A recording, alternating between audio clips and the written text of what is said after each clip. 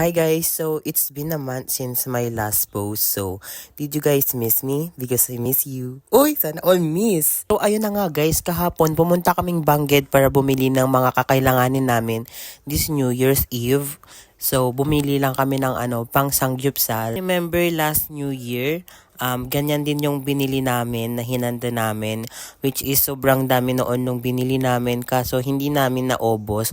Pero don't worry, rinihit naman namin yung mga hindi namin naubos para hindi sayang. So dahil ang tawag doon, loyal customer tayo, so sa C&M Korean Mart ulit kami bumili kasi mas mura.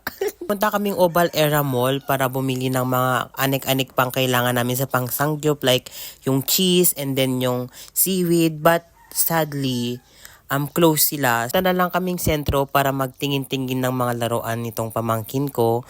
Like, sobrang, hilig niya sa Lego. Like, ang dami na niyang Lego sa bahay nila. So, nung nakapamili na kami ng Lego, tapos punta naman kami agad sa Jollibee para kumain. So, ang binili lang namin is 1 piece of chicken with fries, and yung drinks namin dyan is Coke Float. So, pagkatapos namin kumain, pumunta naman kami agad sa may mga prutasan. So, bumili kami ng ubas, apple.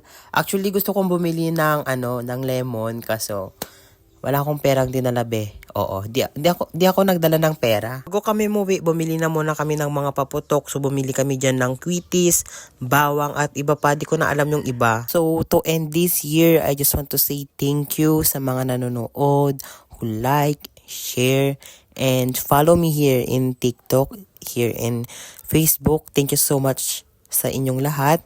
And manifesting for more vlog this 2024. And Happy New Year to everyone. And bye guys. Thank you for watching.